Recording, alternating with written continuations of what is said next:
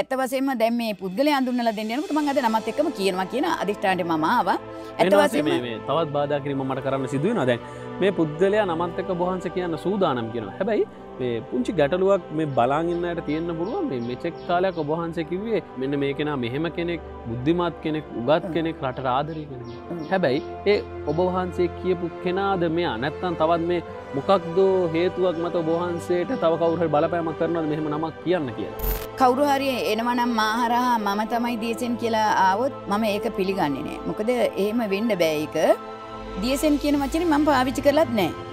මම ඒ කතාව කියන්නෙත් නැහැ. මම එහෙම එකක් කියලා නැහැ. මිනිස්සු මයින් අහනවා මම එහෙම ඒවා කිව්වද කියලා. මම කියන්නේ දියසෙන් කෙනෙක් තරම් මේ රටට පහළ වෙන්න මේ රට කොච්චර තැනකද තියෙන කියලා දැන් ඔයගොල්ලෝ දන්නවනේ මිනිස්සු කොයිතරම් හොඳද කියලා අපේ රටේ මිනිස්සු.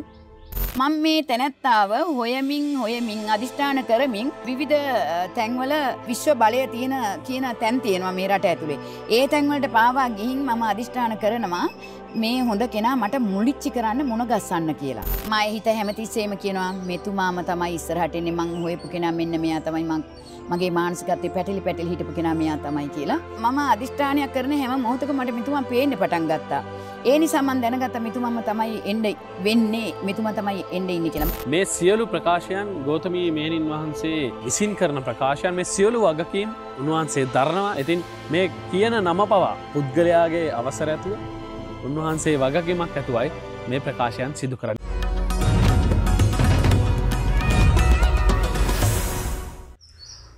ආයුබෝවන්. ලංකාවේ සැඟවුණු රහස් සොයායන වෙබ් ගවේෂණය හෙළ රහස්. ලංකා ඉතිහාසයේ සැඟවුණු දේ ඔබත් එක්ක බෙදා හදා ගන්න එක හෙළ රහස් අපේ යුතුයකම.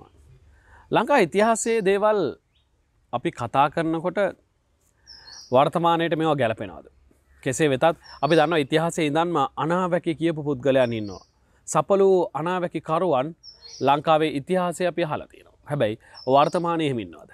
මේ කෙසේ වෙතත් මෙතෙක් කාලයක් ඔබට ප්‍රශ්නයක්ව තිබූ ප්‍රකාශයක් අද කරන්න සූදානම්. මම හිතනවා මේ ප්‍රකාශය ඔබ බලාපොරොත්තුවෙන් හිටපු කාරණයක්. මොකද අපි කරපු සෑම වැඩසටහනකදීම ඔබ කිව්වේ ඇයි නම කියන්න බැරි? කවුද මේ පුද්ගලයා කියලායි කියන්න බැරි? ඔව්. අද තමයි ඒ දවස. අද ඔබ වෙනුවෙන් සූදානම් මේ ප්‍රකාශය ඔබට ගෙන එන්නේ. ඉතින් මේ සඳහා සුපුරුදු විදිහට අපිත් එක්ක සම්බන්ධ වෙනවා. අපි උන්වහන්සේව නමස්කාරක පූර්වක පිළිගන්නවා. පල්ලකැලේ විහාරස්ථානයේ විහාරාධිපති මෙහෙණින් වහන්සේ ගෞතමී මෙහෙණින් වහන්සේ සමග නමස්කාර පූර්වකව පිළිගන්නවා ඔබ වහන්සේව. තිරුවන් සරණයි පුතා. මෙහෙණින් වහන්සේ මම හිතනවා මේ අද දවස රටට තවත් එක්තරා සුවිශේෂී දවසක්. අද පොසොන් පොහොය දවස. පොහොය දවස අපි කවුරුත් දන්නවා ශ්‍රී ලංකාවේ අනුබුදු හිමි වැඩම කරපු නැවත වාරයක් අපේ රටේ සම්බුද්ධ ශාසනයේ ප්‍රවර්ධනයක් සඳහා මේ ඉතා භාග්යක් ලද වාසනාවන්ත පින්වන්ත දවසක් අද. ඒ වෙනුවෙන් අපේ භික්ෂුන් වහන්සේලා ශ්‍රී ලංකාව පුරාම වැඩසටහන් කරනවා. මිහින්තලේ පිළිබඳව සුවිශේෂ වැඩසටහන් ගණනාවක් ශ්‍රී ලංකාවේ අද සෑම නාලිකාවකම සිද්ධ වෙනවා. ඔව් ඉතින් මේ මෙහෙණන්සේ සමා වෙන්න ඕනේ මම යම්කිසි යම් බාධා කිරීම අද වැඩසටහන කරන්න සිදු වෙනවා මට. මොකද දැන් අද දවස රටක් වශයෙන් බෞද්ධයන් වශයෙන් අපිට එක්තරා සුවිශේෂී දවසක්. හැබැයි ඊයේ ඔබ වහන්සේ ඉතා ආందోලනාත්මක ප්‍රකාශයක් කරනවා සජීව. මේ ප්‍රකාශයේදී කියනවා අද හෙළ රහස් එක්ක කියනවා රටටම මෙච්චර කාලයක් මෙහෙණන් වහන්සේ විවේචනය කරා මිනිසු. මෙච්චර කාලයක් ඔය නෑ හැමදෑම කියනවා නෑ අහවලා එනවා තාම ආපු කෙනෙක් නැහැ. ඉතින් 16 එනවා කෝ 17 එනවා කෝ තාම නැහැ.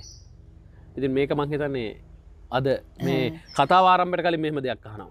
ඔබ වහන්සේ ඉතාමත් වගකීමෙන්ද අද මේ ප්‍රකාශය කරන්නේ? ඔව් සම්මා සම්බුදු සරණයි. රට වටාම තියෙන සියලු වැඩසටහන් කරගෙන යන අද මිහින්තලේ වෙනුවෙන් සහ අනුබුදු හිමි මිහිඳු මහරහතන් වහන්සේ වැඩම කරන ලද සුවිශේෂ මහා පුණ්‍යවන්ත දිනයක් පෙරනිමිති කරගෙන අද ඒ වැඩසටහන් කරන අතරතුරේ සියල්ලෝම මම පොඩ්ඩක් වෙනස් වුණා කියලා මේ වචන මේ පොයේ දවසේ ඇයි මෙහෙම මේ වැඩසටහන කරන්න කියන එක ගැටලු කරගන්න එපා. මොකද මට උනේනේ සත්‍යයක් වචනයක් පොයේ දවසේ අපි හැමෝම එක්තරා ශික්ෂාකාමීව සත්‍ය වදනක් කතා කරනවා. මේ කතා කරන සත්‍ය වදනත් මම පෝයම පෙරනිමිති කරගත්තේ පෝය කියන්නේ හිතට සම්බන්ධ මේ චන්ද්‍ර මඩල හිතට සම්බන්ධයි හිතට සාක්ෂිකරුවෙක්. ඒ හින්දා මම හිතුවා මේක පෝය දවසේ කියන එක හොඳයි කියලා. මොකද මේක සත්‍යයක් ක්‍රියා වෙන්නට ඕනකම නිසා.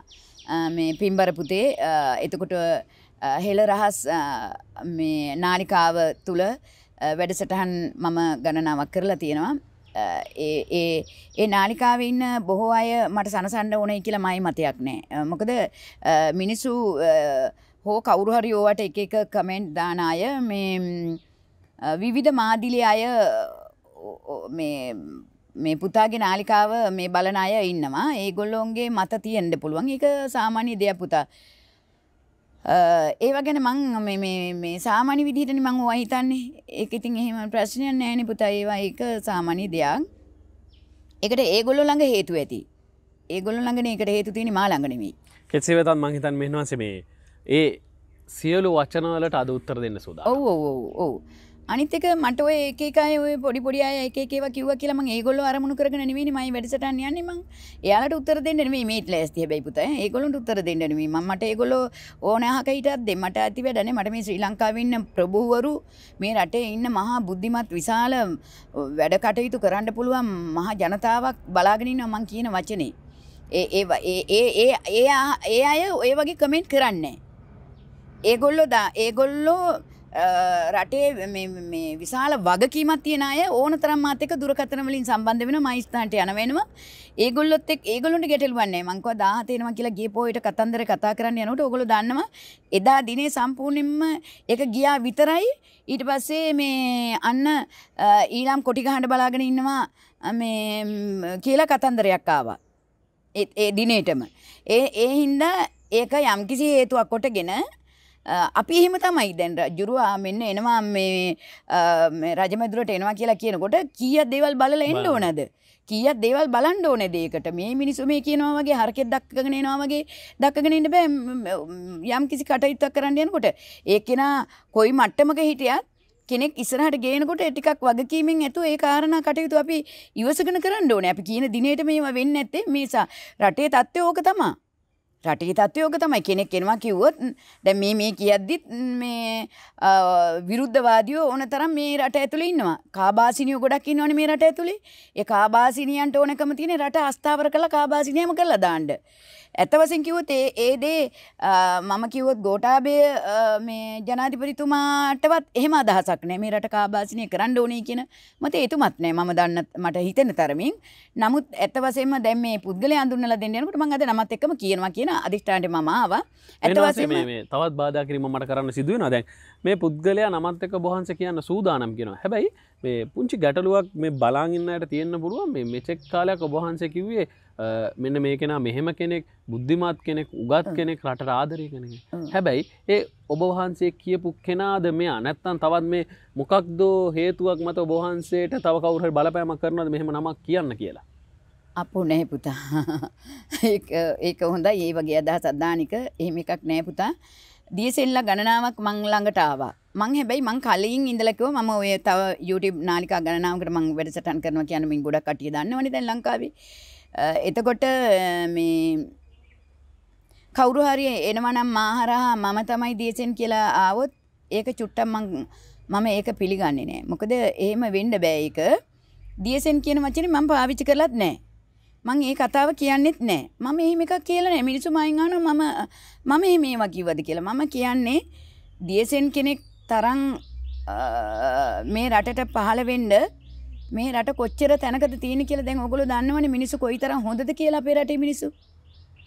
අපේ රටේ ඉන්න පින්වන්තයෝ ටික ගැන අපේ මුළු රටම දැනගන්න ඕනේ මේ වෙලාවේ. පින්වන්තකම නිසා තමයි මේ ඔක්කොම වෙන්නේ. මේ සියල්ල නැති වෙගෙන යන්නේ අපේ පින හින්දා. මම කලින් දේශනවල ඔයාගේ වටත් හැමෝගෙම දේශනවලට මම කිව්වා මේ වෙනකොට මේ වෙන්නේ පව්පින් දෙකේ මේ බේරන අවස්ථාවක් කියලා. පව්පින් දෙක ගවේෂණය මේ විශ්වය විසින් ඒක බේරලා දෙන වෙලාවක්. එතකොට මේවා පටලවා ගන්න මේ මන්දබුද්ධික මට තමා වෙන්න ඉතින් අද පොයි දවසේ මේ ඔය වගේ වාචාල කතා කියන පිරිසක් ඉන්නකොට උඩක් දන්නේ නැහැ අතීතයක් දන්නේ නැහැ අනාගතයක් දන්නේ නැහැ දූරදර්ශී ඥාන ශක්තියක් තියා ඛණ්ඩ බොණ්ඩවත් අද මේ ලැබිච්ච දේ මේ මහ පොළොවේ තියෙන දේන් හදාගෙන ඛණ්ඩවත් මානසික මට්ටම ශක්තියක් නැති උදවිය මොනවා හරි කියන්න ඕනේනේ ඔයා අනිතක පුද්ගලිකව සමහර විට ඔයාගේ නාලිකාව උඩට එනවට ගහනවා. ප්‍රශ්න තියෙනවා. ඒවා දානවා අනිවාර්යෙන්ම. ඒ වගේ ඉවත් කරනවනේ පුතා. එතකොට මගෙන් ඇති වැඩකුත් නැහැ. ඒගොල්ලන්ට ඔයාගෙන් ඇති වැඩකුත් නැහැ. කියන දෙයෙන් ඇති වැඩකුත් නැහැ. උනේ නාලිකාව මරලා දාන්න. එතකොට කියන අයත් ඉන්නවා. ඉතින් ඒ නිසා පුතා මේ වෙලාවේ වැදගත් දෙයක් කතා කරන්න යනකොට ඒක වැදගත්ම විය යුතුයි. අද පොයේ දවස. ඒ නිසා දළදා හාමුදුරන් වහන්සේගේ අඩවියේ මම ඉන්නේ. දළදා හාමුදුරන් වහන්සේගේ පිහිටයි අපි සියලුම දෙනාට. ඒ හින්දා දළදා හාමුදුරන්ගේ ලිඛිතවම දළදා හාමුදුරන් වහන්සේගේ ආනුභාවයෙන් ආශිර්වාදාත්මක ශක්තියක් ඇති කරගෙන මම ඒ වගේ අපේ සතර සිද්ධාස්ථාන අපේ ශ්‍රී ලංකාවේ කුමක් හෝ ආනුභාව සම්පන්න ආධ්‍යාත්මික ශක්තිය නැතුවාම කියන එක මම කවදාවත් කියලා නෑ තියෙනවා. තියෙන ඒ තරම්ම ආර්ය උත්තමයෝ සහ මහා සත්පුරුෂයෝ මේ රටේ ජීවත් වෙනවා. ඒ විතර නෙමෙයි අනිආගමික අයත් බෞද්ධ කියන ලේබල් එකේ නැති වුණාට ඒගොල්ලෝ ළඟ මනුස්ස හදවත හොඳටම හදාගත්ත අය අන්‍ය ආගම් ඔක්කොගේම ඉන්නවා. ඒ නිසා ඒ හැමෝගෙම තියෙන චිත්ත ශක්තිය මේ විශ්වයේ බදලා තියෙන්නේ. මේ විශ්ව ශක්තිය තුල තියෙනවා. ඉතා අල්පේජ පිරිසක් හැබැයි. ඉතා සුළු පිරිසක්. කෝටි 2.5ක් මේ රටේ කෝටි 2.20ක් මේ රටේ මිනිස්සු ඉන්නවා කියලා කිව්වොත් ওই 20වත් ගන්න බෑ 20නුත් තවත් 10ක් අඩු කරන්න. අනිත් කෝටි ගානම අයින් කරන්න ඔක්කොමලා සත්පුරුෂයෝ වෙන්නේ නැහැ. ඒක එහෙම තමයි මිනිස්සු. ඒකට මම මේ දෝෂාරෝපණාත්මකව කතා කරනවා නෙමෙයි බුදුහාමුදුරුවෝ ඇවිදිලා වැඩ හිටියත් බුදුහාමුදුරන් වහන්සේ ඉන්න පරිසරෙත් ওই තත්ත්වෙම තමයි. ඒ නිසා කවුරු හරි තව ආගමික නායකයෝ තව කොච්චරද කී දෙන්නේද පහළුණා ඒ ඔක්කොලාටම බලන්න ඒගොල්ලෝ අදහන ඇදහිල්ල හෝ ඒගොල්ලෝගේ මත වෙනම කතන්දරයක්. ඒක අපේ බුදුහාමුදුරුවොත් එක්ක ගලපන්නේ නැහැ කිසිසේත්ම. ජේසස් ගත්තොත් ජේසස් දෙවියන්ට කොච්චර එදිරිවාදියෝ කොච්චර හිරිහැර කරපු අය මොනතරම් වාද ભેද කරපු අය හිටියාද? නබී නායකතුමාටත් එහෙමයි. ඒ වගේම ඔය ඊශ්වරවාදයත් ඔය වගේ තමයි. මුළු දේව මණ්ඩලයක් සටන් කරනවා. දුනු හීතල හරඹ කරනවා. ඒ දේව කෝලහලත් තියෙනවා. තමන්ගේ තියෙන දේව විමානේ බේරගන්න. ඉතින් ඇත්ත වශයෙන්ම මේ රටේ තියෙන දේවල් අතීතයේ ඉඳලා ආපු දේවල් ගැන මම හැමදාම කියනවා මේ රට එක්සත් භූමිකාවක් කරනවා කියන්නේ එසේ මෙසේ කාරණාවක් නෙවෙයි. වෙලා නැහැ. ඒක වෙන්න අමාරු දෙයක්. ඩී.එස්. සේනානායක මහත්තයා මම මේ වෙලාවේ මතක් කරනවා. මගේ මනසට එනවා. ඇත්තටම එතුමාගේ තියෙන ඒ ගතිචාරයන් මම එතුමා වැන්ද පිදුව ස්ථානවල වලට මම ගිහිල්ලා තියෙන හින්දා ඒ ගෙදරට නිවාසරන්ට මම ගිහිල්ලා තියෙනවා. මොකද මම ඒක මනසින් දැක්කා සුදු අස්පේ පිට එතුමා ඇවිදිලා එතන වන්දනාමාන කරනවා. මම ඊට පස්සේ රුක්මන් සේනානායක මහත්මයාට කිව්වා මම මෙහෙම දෙයක් දකින්නවා මයංගනේ. එතකොට මම ඇත්තටම මම දැනගෙන හිටියේ නෑ මයංගනේ එතුමාගේ සම්බන්ධතාවයක් තියෙනවා කියලා. නමුත් මම කිව්වා ලංකාවේ ඉතා පැරණි සිද්ධාස්ථානිකට යනවා චෛත්‍යයක් වඳින්නත් යනවා පේනවා මේ සුදු අස්පේ පිටේ මෙතුමා මේ විදිහට ඉන්නේ කියලා සැරියටිකුත් අතේ තියෙනවා කියලා මම යම් කිසි කතාවක් කිව්වා. ඊට පස්සේ කිව්වා මම මෙහෙන් වන්සේ මගේ ගෙදරට පොඩ්ඩක් වඩින්න කියලා මට දානකට ආරාධනා කරා. දැන් මේ බොහෝ කල් වෙච්ච කතාවක් මම මේ කියන්නේ මේ මෑතක වෙච්ච එකක් නෙවෙයි. ඊට පස්සේ එතකොට තිබුණේ එක්සත් ජාතික පක්ෂයේ රජයක් තිබුණේ.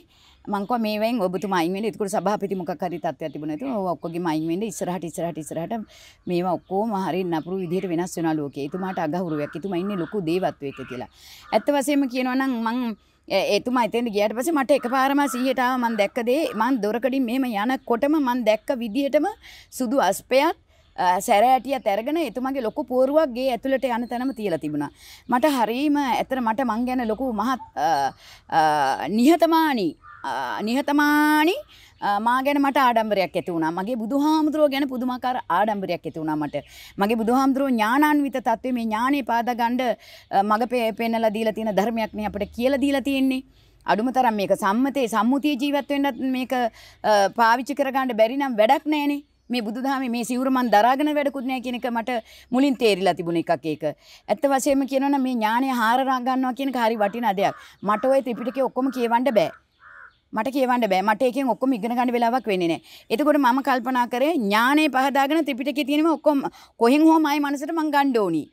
එහෙමනම් බුදුහාමුදුරෝ දේශනා කරේ ත්‍රිපිටකයේ අතේ තියාගෙන මේ ඒක දිහා බලාගෙන බණ කියන එකද මනස දොරවල් අරගෙන ගිහිල්ලා ඒ ద్వාර මාර්ගයන් සහ ඒ ප්‍රඥාව නැමැති දොර විවර කරගෙන එයින් දකින දේ මට මාව දේශනා කරගන්නවා. ඉස්සර වෙලා මට මාව දේශනා කරගන්නවා. හැමදාම කරේ මම කාලාන්තරයක් මට මාව දේශනය කරගත්තා.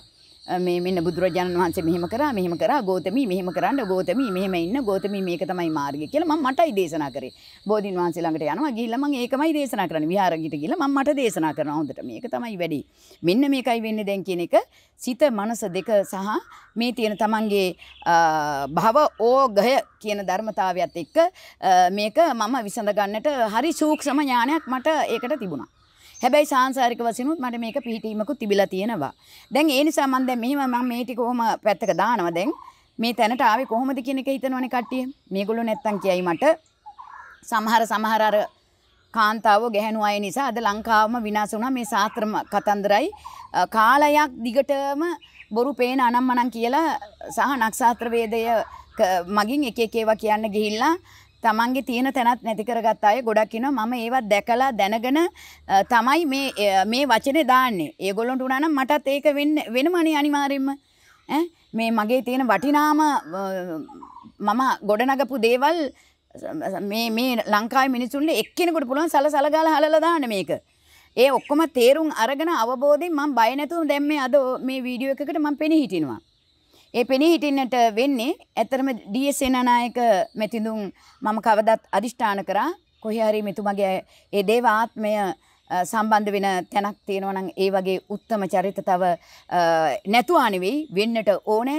එසේ විය යුතුයි කියන අදහස මයි කාලයක්ම මයි හදවතේ තිබුණා. ඇත්තටම සත්පුරුෂෝ නැද්ද මේ රටේ වැඩක් කරන්න කියලා. ඇත්තටම ස්වාධීන මිනිස්සෙක් මේ රටේ ඇත්තටම නැද්ද මේ රටට චූටි සහනයක් ලබා දෙන්නට කියලා. ඒක අද මේ රාජපක්ෂ මහත්තයලාගේ ආණ්ඩුවේ නෙවෙයි. ඒක මම හිත ඇතුලේ සෑහෙන කාලයක් තිස්සේ තිබ්බ එකක් ඒක. මොකද මේ අපිට අවශ්‍යයි ඒ දේ මේ බුදුදහම සහ මේ හැම ආගමකම තියෙන එක අයගේ තියෙන අවුල් අපි තුන් දෙනාම අලියොලු ගහගත්තා වගේ එකට ඇවිදිලා ඇත්තු ගහගත්තා වගේ ඇවිදිලා ඇවිල්ලා එක සීමාවල් වලදී මේ ආගම් පටලවා ගන්න ඒවයි ಜಾති පටලවා ගන්න ඒවයි ඒවා හප්පන ඒවයි ඕවා දැක්කම කලකිරෙනවා පුතාම අපි යන ගමනවත් අපට යා ගන්න නෑ මේක ඇස්සේ. ඒ හින්දා තමයි මම මේකට අරන් දින්නේ. මට දේශපාලනයක් නෙවෙයි යොනෙන්නේ. මේ යන මාර්ගයට අපි සබ්බ දුක්ඛ නිස්සරණ කියන වැකිය කියලා මේ ශාසනයට ඇතුල් වෙලා හිටියට අපි මේ රටේ මොකද්ද සංස්කෘතියකින් අපිව හිර කරනවා හැමදාම මේ භික්ෂුන් වහන්සේලා ගැන මම කතා කරන්න යන්නේ නැහැ. ඒගොල්ලෝ උන්වහන්සේලාගෙන් මට සමාව ලැබේවා. සමාව දෙන්න අපේ හාමුදුරන් වහන්සේ. මෙහෙණින් වහන්සේලා හැටියට මම ගොඩාක් හිර වෙලා ඉන්නවා කියන එක මම තේරුම් ගත්තා. මේක ඇතුලේ ගමන් කරන්න යන තැන. බෞද්ධ කටයුතු දෙපාර්තමේන්තුවට ගියොත් එතන හිර වෙනවා. බුද්ධ ශාසන අමාත්‍යාංශයේ මොකක් හරි කෙනෙක් හම්බ වෙන්න ගියාම එතන හිර වෙනවා. ඒ වගේ පුතා පුදුමාකාර ප්‍රශ්න ගොඩකට මම මුහුණ දීලා තියෙනවා. මේ භූමියට ඇවිදලා මේ භූමියේ නීති කටයුතු පිළිබඳව ගැටලුව ගැන මට දාලා තිබුණා මේ වටේ ඉන්න කීප අයගේ ඕනකමට. ප්‍රාදේශීය ලේකම් කෙනෙක් ළඟට ගියොත් මම වැඳගෙන ඉන්න ඕනනේ. අනේ දෙයි හාමුදුරනේ මේ වගේ තැන් වලට ගිහලා අපි වැඳගෙන ඉන්න ඕන. ඉතින් ඒ වගේ බෞද්ධ කටයුතුකට ගියාම ඒගොල්ලෝ ගෑන් ළමයි එතන දාලා ඉන්නවා. ඒගොල්ලෝ ෆෝන් වල එල්ලීලා පැය ගණන් ඉන්නවා. ඉතින් ඇත්ත වශයෙන්ම අපේ කාරණාවන් පිළිබඳව නිකමටවත් මේගොල්ලෝ උනන්දුවකින් ඒකට බොහොම මේ ගෞරවාන්විතව ඇහුම්කන් දීලා ඒ කාරණා කටයුතු අපිට පිරිමහලා දෙන්නේ නැතිකමක් මම දීර්ඝ කාලයක් මම මේ අත්දැකීම දැක්කා. ඒ නිසා මට ඕනකමක් තියෙනවා මේකේ කොහේ හරි අපිට මුලක් හදා ගන්න සිද්ධ වෙනවා. ඒ මුල කොහේ හරි ඇති තැනක කියන තැන මම ගොඩාක් කාලයක් ඒක හොයමින් කටයුතු කරමින් එන්නට මට සිද්ධ වුණා මේ ගමන. ඒකයි අද මම මේ වගේ දේශපාලන කතන්දරයකට මට මූලිකත්වයක් දීලා වැඩසටහනකට මායේ මනස අසුරවන්න මට සිද්ධ වුණා මේ වෙනුවෙන් පුතා. මෙන්නවාසේ මේ මම හිතනවා මේ දැන් මෙන්නවාසේ කල් තියා දැක්ක මේ පුද්ගලයා. කල්තියා මෙහෙම කෙනෙක් ගැන දැක මට පියවරෙන් පියවර මේ පුද්ගලයාගේ ක්‍රමය ඒක තමයි මම කියන්නේ. නැත්තම් මේගොල්ලෝ හිතනවනේ පුතා දැන් ඔක්කොමලාට මේ වචන ටික මම පෙළකස්සෙව්වේ නැත්තම් අද මේ ලොකු වැඩක්නේ මම මේ අද කරන්නේ මුළු දේශාන්තරයටම මේක ලොකු වැඩසටහනක් මම මේ කරන්නේ. ඒකින්ද මං කවුද කියලා දන්නේ නැති අය ගොඩාක් ඉන්නවා. එතකොට ඒ නිසා මම කියන්නට ඕනේ ඇත්ත වශයෙන්ම මම විදර්ශනා ඥානය දිනු කරගත්ත කෙනෙක් කිව්වාම ඒක පුද්ගලෙක් මේකේ අල්ලා ගන්න යන්නත් එපා. ඕක කියන්න ගියාම තවත් මොනවද බහුබූත කියනවාද බුදුදහම තුල ඔය ඔක්කොම පැත්තකට දාලා කියන්නේ මේ රටේ බුදුදහමෙන් නිර්වාණය හොයාගන්න අපිට මේක බාධාවක් නෙවෙයි කියලා තවත් කවුරු හරි ඉඳගෙන ඒකට මොන හරි දෙසන්න පුළුවන්. ඒක වෙනයි. අපිට තව යම්කිසි ස්ථාපිත විය යුතු වගේක් තියෙනවා මේ ශාසනය තුල මෙහෙණි සස්නෙට. ඒවා මම දැන් මේකට වමාරින්නේ නැහැ. හොඳද? ඒවා මේකට වමාරින්නේ අපේ විශාල මෙහෙණි පිරිසක් නිසා තරුණ කට්ටිය පොඩි කට්ටිය පොඩි හොඳ වැදගත් පවුල්වලත් නොවැදගත් පවුල්වල කියලා එකක් නෙවෙයි රත්තරන් අම්මලාගේ දරුවෝ හදලා මේ රටට දායාදේ කරලා තියෙනවා මේ මෙහෙණි සස්නෙට. ඒ ඔක්කොමලා අතරමං වෙලා ඉන්නේ. ඒ ගොඩක් කට්ටිය අතරමං වෙලා ඉන්නවා. මම මේවා තව දිගරින්න යන්නේ නැහැ. මේවට භික්ෂුන් වහන්සේලා විශාල පිරිසක් මෙහෙණින් වහන්සේලාව එක් සීමාවල් වල තියාගෙන උගන්වනවා. ආයතන හදලා දීලා තියෙනවා. ඒවත් වෙනවා. නමුත් ඒකෙනුත් මෙහාට ආපු තව කොටස් වර්ගයක් තියෙනවා අපිට විසඳාගත යුතු ප්‍රශ්න වර්ගයක් තියෙනවා. ඒවා රජයත් එක්ක සම්බන්ධව විසඳන්න තියෙන જાතියක් ඒවා.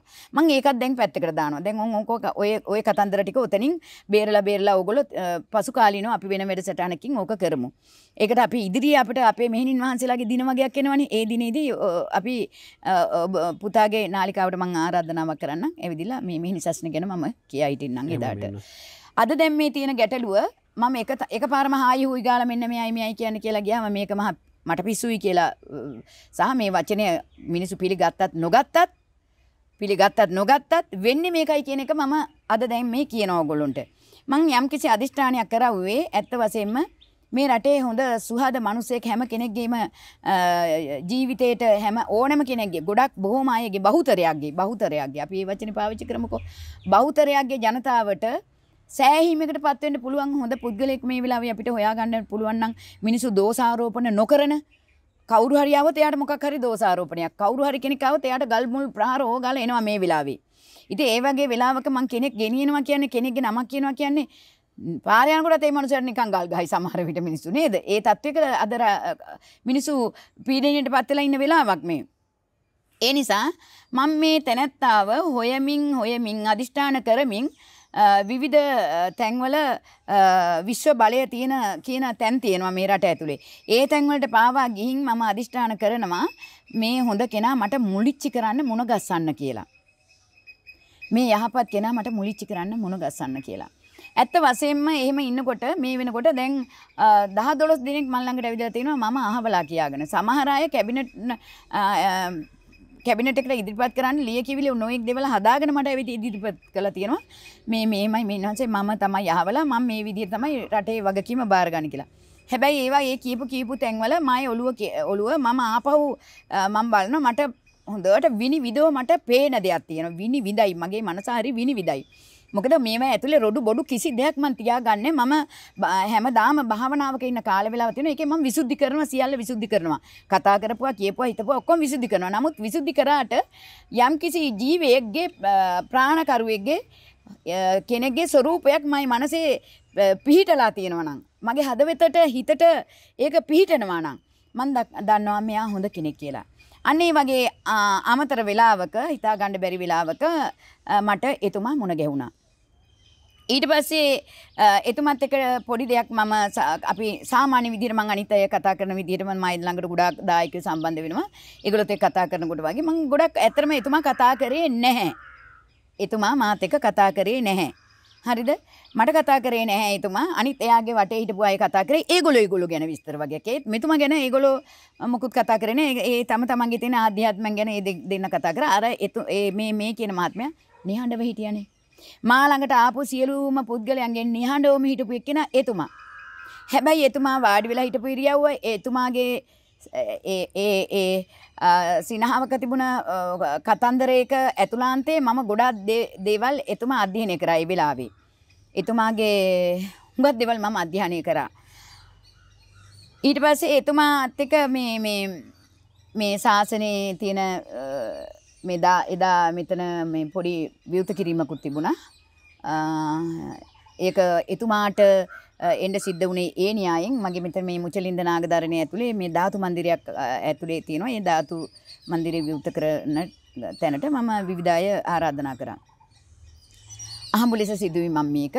ඊට පස්සේ මම හිත හැමතිස්සෙම කියනවා මෙතුමාම තමයි ඉස්සරහට එන්නේ මං හොයපු කෙනා මෙන්න මෙයා තමයි මගේ මානසිකත්වයේ පැටලි හිටපු කෙනා මෙයා තමයි කියලා. එතුමා යනකනුත් මං එතුමාගේ නම අහගත්තේ නෑ. එතුමා ගියා මෙතනින් නම අහගත්තේ නෑ මං.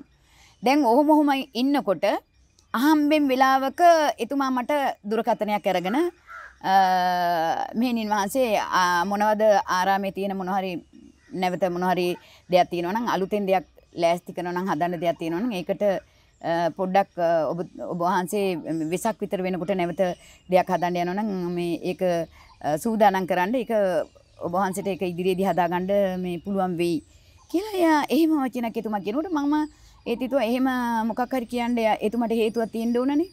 ඇත්තටම මම මුල් ගලක් තිබ්බා මගේ මේ ධර්ම දේශනා ලොකු හෝල් එකක් මට හදාගන්න ඕන එකමක් තියෙනවා. ඒකට මම ඊට පස්සේ හොඳයි මහත්තයෝ කියලා මම ඒ කිව්ව වචනෙත් එක්ක මම මුල් ගලක් තියබ්බා. ඊට පස්සේ එතුමා ආවේ නෑ ඒකට. මම ඒකට මගේ වෙන මගේ දායක සභාවේ මේ ප්‍රධානියව මම මුල් කරගෙන මුල් ගල තිබ්බා මම. ඊට පස්සේ එතුමා මට කතා කළා මෙහෙණින් වහන්සේට උක හදා ගන්න වෙනවා බය වෙන්න එපා. උක හදන්න පුළුවන් මෙහෙණින් වහන්සේ. මෙහෙණින් වහන්සේගේ අරමුණු හැම එකක්ම සාර්ථක වෙයි මෙහෙණින් වහන්සේ කියලා කිව්වා මට. ඊට පස්සේ මේ මහත්තයා මගේ වීඩියෝස් කීපයක් බලලා මම කිව්වා මහත්තයා එහෙම කියන්නේ මම මෙහෙණින් වහන්සේගේ වීඩියෝස් කීපයකුත් බලලා තියෙනවා කියලා කිව්වා. කීපයක් බලලා තියෙනවා කිව්වා. ඊට පස්සේ මම මේ නම්බර් එක ඊට පස්සේ මම ඇහුවා මම මේ නම්බර් එක තියාගත්තට කමක් නැද්ද කියලා. ඒත් මම එතුමාගෙන් නම අහගත්තේ නැහැ. කමන්නේ මේ ඉන්වන්සි කියලා කිව්වා. මම ඒකට ඊට පස්සේ මට සාමාන්‍ය මතකයේ පොඩි නමක් කොළඹ අහවල් මහත්තයා කියලා මම පොඩි නමක් දාගෙන ඒත් මම නම අහගෙන හිටියේ නෑ. නමුත් මෙතුමාගෙන් මට මං එන මා ළඟට ආපු ඒ 10 12 දිනා මම ආවර්ජනය කරනකොට ගොඩක් අයගේ චිත්‍ර මට බොඳ වෙලාම අමතක වෙලාම ඒවා මායි ළඟින් සම්පූර්ණයෙන්ම මට නොපෙනීම ගිහිල්ලා සමහර රූප මායි මනසේ නෑ ඒවා.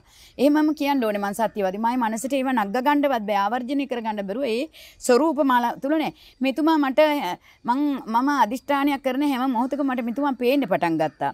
ඒ නිසා මම දැනගත්තා මෙතුමම තමයි එන්න වෙන්නේ මෙතුමා තමයි එන්න ඉන්නේ කියලා. මම ඊට පස්සේ මට මෙතුමා පොඩි ආරාධනාවක් කරා හදිසියෙම මම කොළඹ එනවයි කියලා කිව්වා මම වෙන වැඩකට. ඊට පස්සේ කිව්වා මෙහෙන් වහන්සේ නම් අපේ තැනට එන්න මම දානේ සකස් කරන්නම් කියලා. ඊට පස්සේ මම ඒක අහමු දානයක් ඇටියට එතන ඒකත් සිද්ධ වුණා. ඒ වෙලාවේ මම එතුමාගේ විස්තර පොඩ්ඩක් දැනගත්තා. පොඩි විස්තර ටිකක් දැනගත්තා. ඉතින් හරිම නිහඬව ඉන්න, හරිම නිශ්චලව ඉන්න, කිසි දෙයකට අත ගහලා නැති, කිසි දෙයකට පැටලෙන්නේ නැති, හරි පාරිශුද්ධී කෙනෙක් එතුමා. ඉතින් ඒ හින්දා මම බලපුවා මගේ අදහසට ගොඩාක් ගලප ගන්න පුළුවන්. මේ අහිංසක ලෝකයට, මේ අහිංසක ජනතාවගේ තියෙන මේ දරුණු පීඩණයට මෙතුමාට මම මේ වෙලාවේ පොඩ්ඩක් කතා කරන්න ඕනේ මේ ගැන කියලා මං හිතලා කතා කරා. ඉතින් එතුමා හරි අහිංසක ලස්සන හිනාවකින් මාදිහා බලාගෙන හිටියා. කෙලින්ම මාදිහා කෙලීම කෙල්ලේ බලාන හිටියා මං කියන දේවල් දිහා. අද මේ තත්ත්වය මෙහෙම ඉන්නවා. කවුරු හරි සත්පුරුෂයෙක් ඕනේ මේකට කියනකොට එතුමා මේ හරි අහිංසක හිනාවකින් මං දිහා බලාගෙන හිටියා. මෙහෙණින් වහන්සේ කියන දෙයක් මෙහෙණින් වහන්සේ අදිෂ්ඨාන කරනවා නම් එහෙම දෙයක් ඒක කවුරුණත් මෙහෙණින් වහන්සේ ඒක සාධාරණයි ඒක හොඳ දෙයක් කියලා කිව්වා. ඊට පස්සේ මං එතුමාට කිව්වා ඔබතුමා මේකට ගොඩක් ගැළපෙනවා කියලා මට තේරෙනවා පේනවා කියලා. ඒත් එතුමා නිහඬව මා දිහා බලාගෙන හිටියා. ඊට පස්සේ මං ආයි මේ අන්තිම වතාවේ ආයිත් දවසක මේ කෙටි මේ ළඟ දවසක මටම හිතුණා ආයිත් එතුමාට මං කතා කරන්න ඕනේ කියලා. ඒකල මං කිව්වා මහත්තයා මං කැමතියි ඔබතුමාට පිරිත් චුට්ටක් කියන්න කියලා.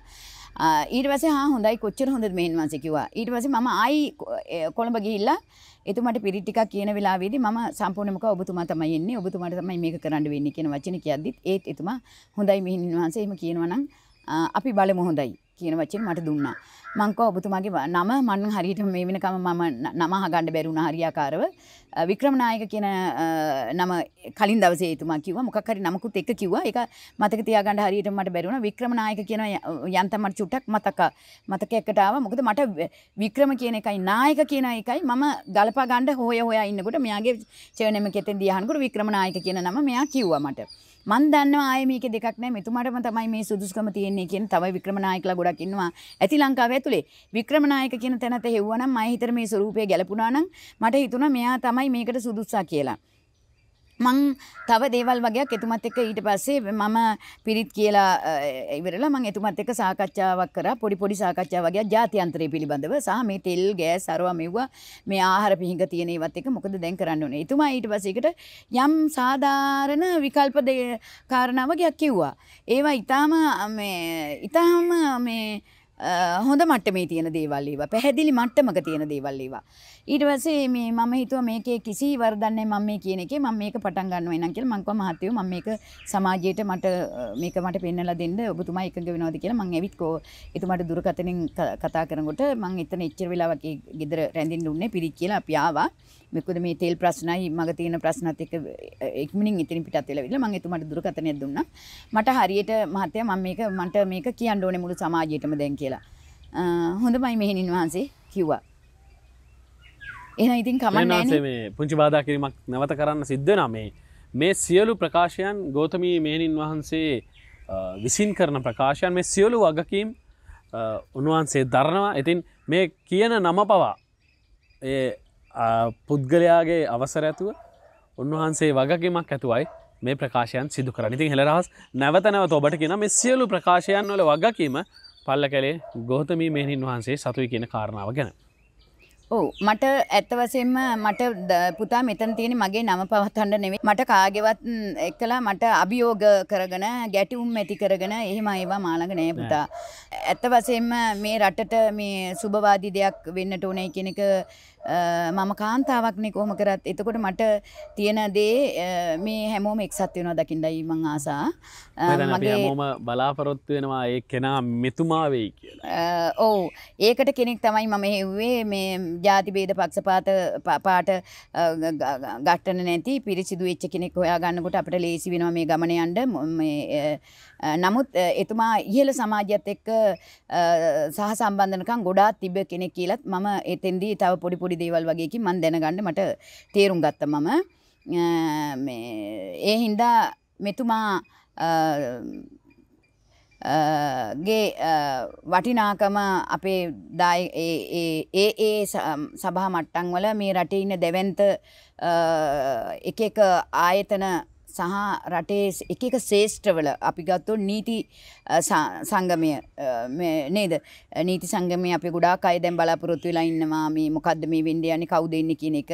එතකොට අපේ ඒ වගේ නීතිඥතුමාලාගේ සංගමයෙන්ට මම මතක් කරලා දෙනවා ප්‍රධාන කොටගෙන අපේ මහා සංඝරත්නයන් වහන්සේලාගෙන් අවසරයි මට මේ නම කියන්න. මහා සංඝරත්නයන් වහන්සේලාට මට පාද නමස්කාරයි සාදු නමස්කාරයි අවසරයි මට නම කියන්න. මහා සංඝරුවනගෙන් අවසරයි මට නම කියන්න. මහා සංඝරුවන අභිබවා යනවා නෙවෙයි සමා වෙන්න මට සමාභජනය වෙන්න මගේ ප්‍රඥාව අවදි වෙච්ච වෙලාවක මම කරගෙන යන දෙයක් තුල මේ රටේ ශාන්තිය මේ රටේ නිවීම මේ රටේ හික්මීම මේ රටේ මේ කලහකාරී තත්ත්වයන් මගහරවා ගන්නට මට අවසර දෙන්න මේ නම ඉදිරිපත් කරන්නට.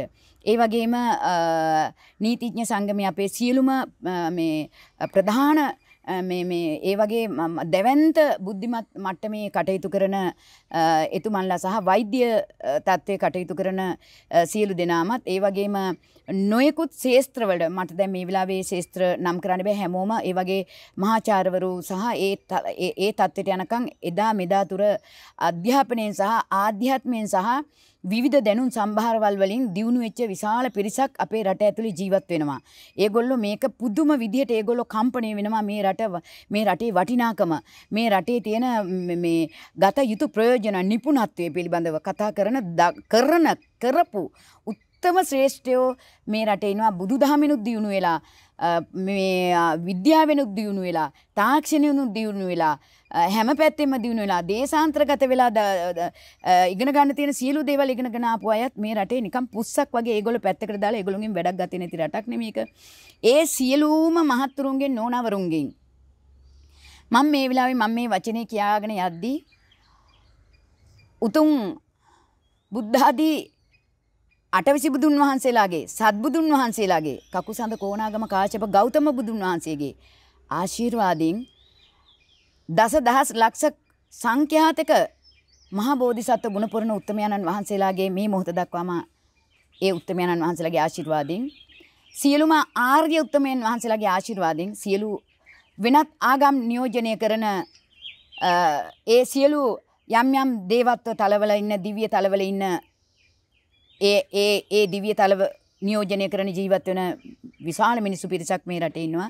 ඒ හැම දිනාගේම ඇදහිල්ල සම්බන්ධ කරගෙන මම ඒ අයටත් ස්තුතියි පුණ්‍ය අනුමෝදනා කරමින් විශ්වාධිපති ලෝකාධිපති සූර්ය මණ්ඩල චන්ද්‍ර මණ්ඩල මහා පෘථිවි මහා සාගරයේ මේ සුළඟ මේඝ අධිපති ආදී වශයෙන් මේ මා ඉන්නේ මං කවදත් මට කතා කරන මාත් එක්ක කතා කරන මගේ වෘක්ෂාධිපති යටතේ මම ඉන්නේ මගේ වෘක්ෂාධිපති මට සාක්ෂි දරත්වා ඒ වගේ මට ගොඩක් උදව් කරන මග පෙන්නපු කාලයක් තිස්සේ මා වටේ නිතර මාව ආරක්ෂා කරගත්ත මගේ නාගාධිපති මේ මොකක් හෝ ඒ දිව්‍ය තල සියලු අය මම මේ වෙලාවේ මතක් කරනවා මා ආවේනික කරගත්තම සියලුම ස්වභාව දිව්‍ය ශක්තියන් සියල්ලම මම ආවේනික කරගන්නවා මේ වෙලාවේ මේ වචනේ ලෝකෙට දාන්න සූර්ය මණ්ඩල චන්ද්‍ර මණ්ඩල මම ආවේනික කරනවා පෘථිවි මාතාව මම සත්‍යක්‍රියා කරනවා මා මේ කියන වචනේ සත්‍යක්‍රියාවක් වෙත්වා කියලා මාගේ නාගාධිපති මම සත්‍යක්‍රියා කරනවා මා කියන වචනේ සත්‍යවාදී වේවා කියලා ඊළඟට මම සත්‍යක්‍රියා වෙනවා මම පෙර పూర్ව පින් කුසල් හදාරාගෙන බුදුන් වහන්සේගේ මාර්ගයේ ගමන් කරන්නට ඒ ආර්ය ගමනේම ගමන් කරන්නට මම අදිෂ්ඨානයක් ඇති කරගෙන ආපු බව සත්‍යක්‍රියාවක් කරනවා මම මේ වචනය මිත්‍යා දෘෂ්ටික මානසිකත්වයකින් පෙළිලා නැහැ මම පෙළෙන්නේ නැහැ මම හරිම මේ කියන්නේ බොහොම විමර්ශන බුද්ධියෙන් කටයුතු කරන කෙනෙක් මම ඒ නිසා ඒ සියලුම දිව්‍යමය ශක්තින් මේ ග්‍රහණය වෙත්වා මේ වෙලාවේ ඒ තුලින් මම මේ උතුම් වචනය කියන්නේ ලෝකයාගේ සුවහසක් දැවෙන පිච්චෙන අසහනකාරී පීඩනයන් අමතක කරලා දාලා එක්සේ සත්ව සියලු දෙනාට නැවත අලුත් දේශයක් අලුත් රටක් හැටියට වැඩ කටයුතු කර ගන්නට වාද ભેද එක එක අයට අගෞරව කරන ඒවා බැන වැද ගන්න ඒවා නපුරුකම් කරන ඒවා තර්ජන ගර්ජන කරන ඒවා මේ සියලුම දේවල් පසෙකලා අපි ජීවත් වෙමු අපි තව පොඩි කාලයයි ජීවත් වෙන්නේ පොඩි වෙලාවයි ජීවත් වෙන්නේ 2022 8 වෙනි මාසේ දරුණු ස්වභාව ධර්ම විපතක් වෙන්නට තියෙනවා ඒක 2024 වෙනකම් මේ රටේ නෙමේ මුළු ලෝකෙම කඩාගෙන හැලෙන වෙලාවක අපි ඉන්නේ අපි මරණ කටේ අපි ඉන්නේ දරුණු විදිහට ලෝකේ විනාශ මුඛයකටපත් වෙන වෙලාවේ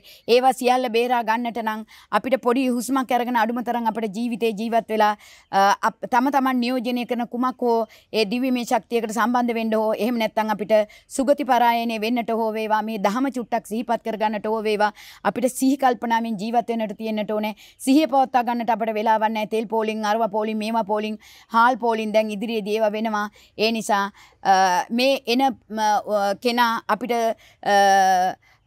කොහෙන් හෝ ලැබෙන්න තියෙන දේවල් ලබා ගන්නට උපකාරයක් වෙයි මේ කොහෙන් හෝ ලැබෙන්න තියෙන දේවල් කොතනින් හෝ ගන්න තියෙන දේවල් ගන්නට ඒ මහා උපකාරකයක් වෙයි ඒ නිසා ඔබ හැමදෙනාම නිහඬව නිශ්චලව අපි අපේ ජනාධිපතිතුමාට මතක් කිරීමක් කරමු මේ එන මේ පින්වතානන් එහෙම නැත්නම් ඒ සුහදශීලී හොඳ පිරිසිදු කෙනෙක් හැටියට මම මතක් කරන්නේ පිරිසිදු කියන්නේ වෙන මොනවක් නෙවෙයි දේශපාලන වල පැටලලා නැතිකම නිසා වංචනික දේවල් වල පැටලලා නැතිකම නිසා ඒ නිසා ජනාධිපතිතුමාට මතක් කරගන්නට හෝ දකින්නට හෝ අඳුරා ගන්නට හෝ වාසනාව ලැබේවා සියලු දෙනාට දකින්නට හෝ අඳුරා ගන්නට සැබෑ හැම දෙනාටම මෙය ආශිර්වාද වචනයක් වේවා දේශපාලනය කරන කිසිම රතු නිල් කොළ ඒ කිසි කෙනෙක් එක මගේ අරගලයක් හැප්පීමක් එහෙම කිසිම දෙයක් මා තුල නැහැ ඔබ හැම දෙනාටම කවදා හෝ තැනක් නැවත වාරයක් අවස්ථාවල් යෙදේවා පැහැදේවා පින්වත් ඔබතුමන්ලට එහෙනම් මම මෙතුමාගේ නම කියන්නට සියලු දෙනාගෙන් මට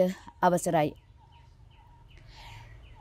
මෙතුමා කොළඹ ප්‍රදේශයේ දැනට ජීවත් වෙනවා එතුමාගේ නම ලිෂාන් වික්‍රමනායක කියන මහත්මයා කලින් ව්‍යාපාර තත්ත්වයක ඉඳලා තියෙනවා ප්‍රසන්න බතික් කියලා මම ඒක තමයි එතුමාගේ වෘත්තිය හැටියට මම අඳුරගත්තේ ප්‍රසන්න බතික් ව්‍යාපාරික තත්ත්වය තමයි එතුමා ඉඳලා තියෙන්නේ එතකොට එතුමාගේ ඒ නිහඬ චරිතය ඒ ජීවිතයේ තියෙන කළමනාකාරීත්වය ඒ ව්‍යාපාර කරන කාලේ තිබ්බ කළමනාකාරීත්වය තුලත් මම යම් කිසි දෙයක් තේරුම් ගත්තා ඊටාම සුහදව මිනිසුත් එක්ක ඉන්න පුළුවන් හොඳ චරිතයක් කියන එක ඒ නිසා මම එතුමා නම් කරනවා මේ අර්ධකාලීන වැඩසටහනට මේ ටිකක් ඇවිත් හිට ගන්නට මේ පොඩි කාල සීමාවේ මේ තියෙන ගැටලු ටිකක් සමතේකටපත් කරගන්නට එතුමා සුදුසුයි කියන එක මගේ විශ්වාසයයි මම මුළු මහත් සමාජයටම ජනාධිපතිතුමාටත් සියලුම දේශපාලන මැති ඇමතිගොල්ලොන්ටත් බොහොම ඒගොල්ලොන්ගේ තියෙන මොකක් හෝ ඒගොල්ලොන්ගේ අභිමානයක් තියෙනවනේ. ඒ අභිමානයට හානියක් නොවේවා. මගේ වචනය, මගේ අදහස, මගේ ඥාණය ඔබ කාටවත් අභියෝගයක්වත් ඔබතුමන්ලාගේ තියෙන අභිමානයට කැළලක්වත් නෙවෙයි. අපි මුල ඉඳලා ගමනක් යමු කියලා ප්‍රාර්ථනා කරමින් සියලු දෙනාට ආශිර්වාද දවසක් වේවාද මේ පොසොන් පුර 15ක් පොහෝ දිනේ සත්‍යයක් කතා කරා මම සත්‍යයක් ක්‍රියා කරනවා මම ඒ තුලින් එහෙමනම් මම මේ වචනේ මුදා හැරලා ඉවරයි දැන්. තිරුවන් සරණයි. මම හිතන්නේ මේ නිවන්සේ මේ ලිෂාන් වික්‍රමනායක මේක තමයි මේ රටේ අලුත්ම නම.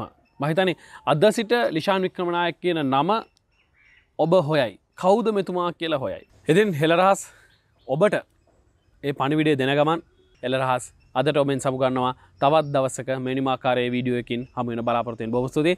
ඔබ වහන්සේට নমස්කාර පූර්වක ස්තුතිය මෙවැනි ප්‍රකාශයක් ඒ වගේම මෙවැනි පණිවිඩයක් රටට ලෝකෙට දායාද කරාට. තිරුවන් සරණයි.